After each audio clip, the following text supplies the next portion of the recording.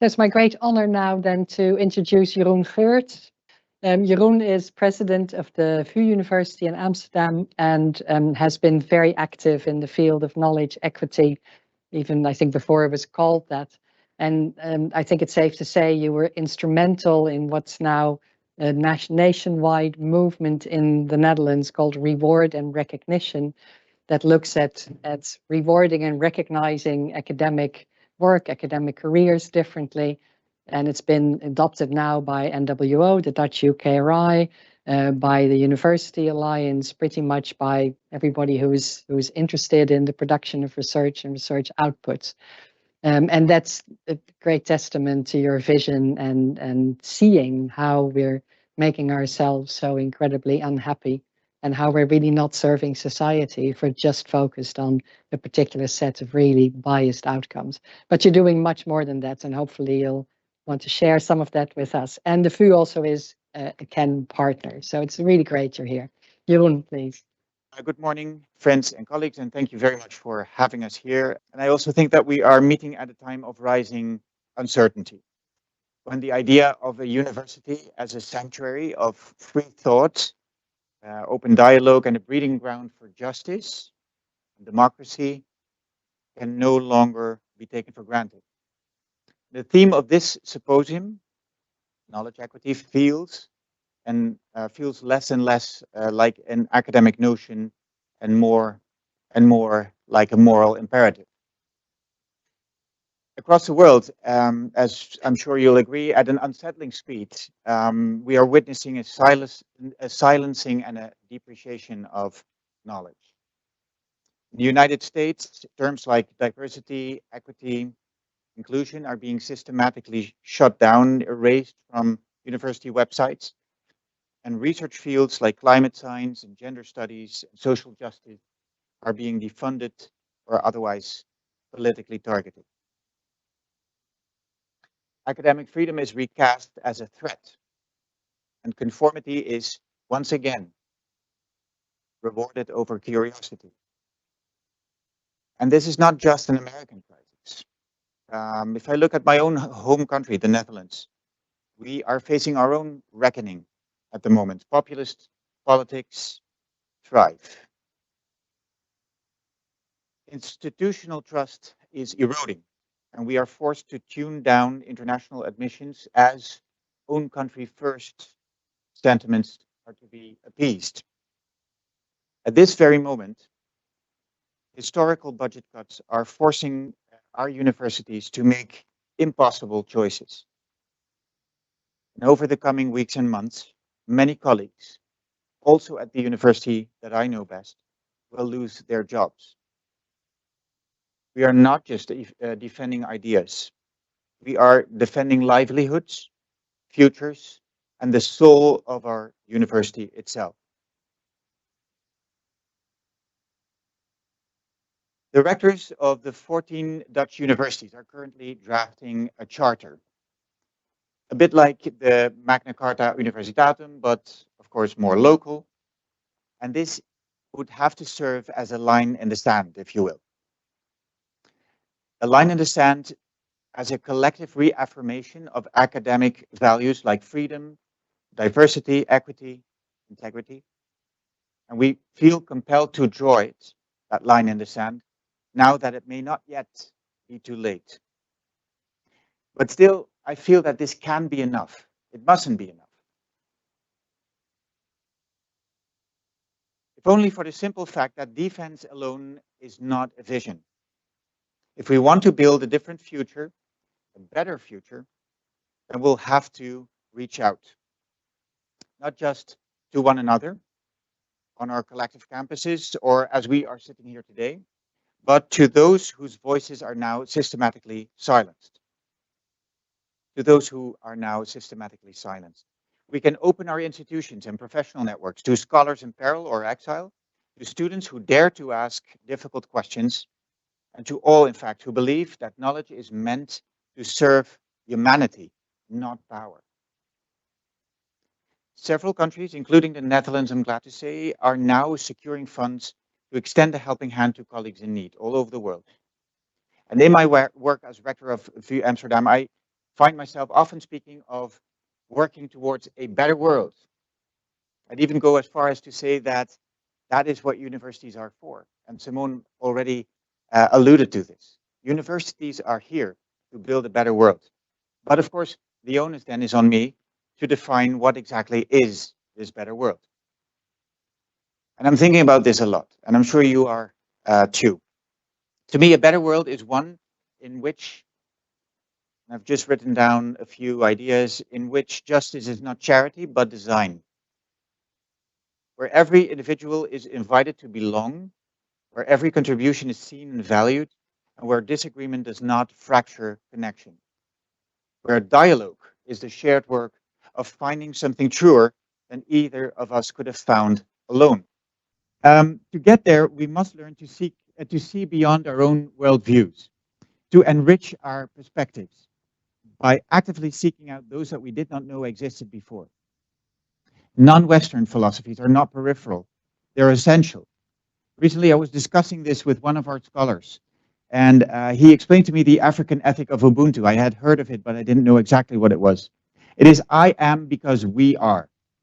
Isn't that a beautiful thought? I am because we are. It teaches that freedom is not the right to retreat, but the responsibility to relate. It reminds us that autonomy without solidarity is a hollow promise. On our campus today, we have different student parties fighting over whether or not gender-inclusive bathrooms, a rainbow flag in front of the main building, or a strategic plan based on SDGs is to be considered political indoctrination by the university leadership. Don't get me wrong. Free speech is something that we need to defend at all times. It is hard won. But still, I wonder, what is this freedom that we crave? Is it a freedom from or a freedom to? Desmond Tutu once said, my humanity is bound up in yours, and we can only be human together. And that insight to me is not a footnote. It's a foundation. At Vrije Amsterdam, we are trying to make all this tangible. Through our Broader Minds program, students are challenged not just to master their disciplinary expertise, but to understand themselves as citizens of a fragile, shared environment. We teach them to think critically, yes, but also compassionately and self-reflectively. And we show them that academic rigor and moral courage can go hand in hand. Our mixed classroom model, which is now published and discussed in an international setting, trains both students and staff to navigate disagreement, complexity, discomfort. We don't promise harmony, because a good dialogue is no picnic, as I'm sure you'll know. We teach readiness for exactly those moments when things get tense in the classroom and truth needs some space to unfold. I recently had the pleasure of writing a little booklet with a friend, a dialogue about dialogue, entitled Dancing with the Monsters Before Entering the Light. A strong, uncomfortable dialogue may feel like that. As you and your discussion partner navigate through the landscape of facts and values, beliefs and presuppositions, reflecting on your own position is hard, as is reflecting on the position of the other. Even more so when taking inequalities and pre-existent power imbalances into account. In Amsterdam, our new institutional policy is all about global citizenship. Not because we want every student to travel the world or be acquainted with all sorts of cultures. We do, but we would rather emphasize that we are all part of a larger system and we bear responsibility for it. Our university's research strategy has moved away from isolated excellence claims and promotes dynamic, interdependent networks. Not ego, but ecosystem. Stardom making place for solidarity. We are learning together how to build knowledge in a communal act. Learning, after all, is relational. Learning is relational. That is an important note. I think we're beginning to see the impact, the traces of impact, I should say, of the changes we are making to our education and research now. At the Aurora Peacebuilding conference in Innsbruck last month, our delegation came back really inspired.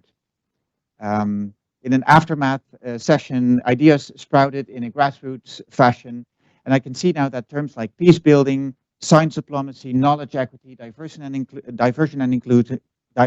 and inclusion, sorry, global citizenship, and a broader mind are all interconnected ideas.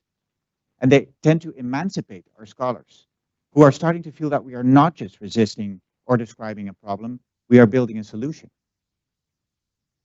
I'm proud of the fact that we are building dialogue into everything now.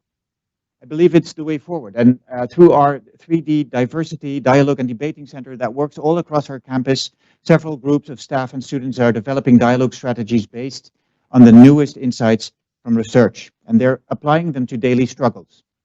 The kind of dialogue we wish to develop is both transformative and practical, focused on learning together, seeking to enrich our perspectives, and based in positive psychology and reflexivity. Is this then what knowledge equity is all about? Creating an environment in which everybody can contribute from their own unique perspectives with a common language of discourse that binds us. That is something that our university librarian Hilde van Wijngaarden is thinking about currently, and she will speak with you this afternoon about it. So, okay, just to, 2 minutes left. And in rounding up, a lot still needs to be done. And we are but one university, but one that in no way wishes to pretend to have all the answers, but we are animated by a deep sense of purpose. Freedom of thought, independence from dogma, and a natural partnering with society. And my dream, our dream, is to scale that purpose through partnering with society. And my dream, I'm getting my messages entangled. Our dream is to scale that purpose through partnership and with society, of course, to further lock arms with our institutions, other communities, and build an alliance and positive counter movement, a dynamic network in my favorite terms, not so much of prestige, but of principles. We've seen this before, a testament to how Simone and I are kindred spirits. In addition to drawing lines in the sand and resisting at the right times, this brings me to the positive philosophy that I wanted to bring today. I am hoping for a growing coalition of the willing, a dynamic network working towards a better world, promoting equity, diversity through knowledge, a beacon of hope. Because when faced with the choice between cynicism and paralysis, and hope on the other side, we must always choose hope. Even when it feels fragile, even when it costs us, especially then. And at the end of this speech, I will quote a very wise wizard who, as usual, foresaw it all. It's Dumbledore saying to Harry, happiness can be found in the darkest of times, Harry Potter, if only one remembers to turn on the light. Thank you very much. Thank you, Jeroen. This was an amazing speech. I stopped writing at some point because there were so many great things I really wanted to remember, but I know it's all being recorded. So yes, thank you so much. Really wonderful, wonderful. And that last quote was brilliant. And it fits your title. In the Netherlands, presidents are called Rector Magnificus, and it has a very high sort of Harry Potter it does. feel to it. So I'm working on the beard. So thank you so much. And there's 5 minutes for questions. So who would like to ask Jeroen something? He's going to be back on the panel too, but please, yes, go ahead. Thank you, and an inspiring speech. I'm Donna. I'm a social worker and lecturer here at the university. I'm proud to say that we have Ubuntu as one of our founding principles, and we've used that for the last 5 years as one of our key sort of cornerstones of learning. I think my question is about how we are relational and critical, and how we are collective within corporate structures that require us to be compliant. And I just wonder of your reflections of that from your university and for the network. So this is such a good question. We've been discussing this in our team over the past few days. I would even go a little bit further and say that we need structures to bring a movement further, right?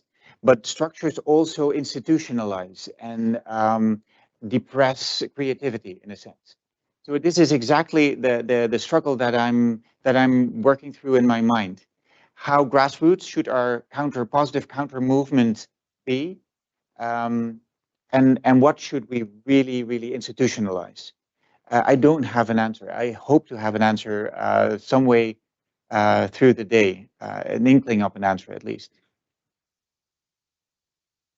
That was a wonderful question. Any other ones? I do think though. Sorry to. No, please go ahead. I do think that it would be a loss for us if we build something all new that doesn't use other existing networks that are already there, structures that have already been built. So, but I'm hearing that in the first two speeches as well. We need to bring parties together, create a network of networks, so to say. But then how to keep that network of networks going, that is an interesting leadership question, I think. Connectivity with local communities is, I guess, my key point here. And how powerful local communities are in supporting these initiatives. But actually you're battling, may I say, against simplistic messages around disinformation. There is clearly a challenge there. I'm interested to know how you tackle that. How do you get public support for these initiatives? So we were at University of Manchester yesterday. We saw how amazingly they work together in a very natural fashion with societal partners. And we were discussing, Sam Barendse and Miranda van Holland, who are sitting up there and who are our dialogue chiefs on campus. They were amazed by this naturalness. It's not like we're going from our university into society and we're going to bring you something. No, it's a co-production, a real co-production. And I think it's all about creating that shared language together, investing in what people mean, what they want to know, and also teaching them to be critical about the information that they get. We're all in social media bubbles, but we can ask each other questions. And so I think in terms of the broader mind, the critical thinking part is crucial, as is the justice part and the other parts, the soft forces, so to say. But the critical thinking part is crucial, and that should have a place in the dialogue that you have with society at large.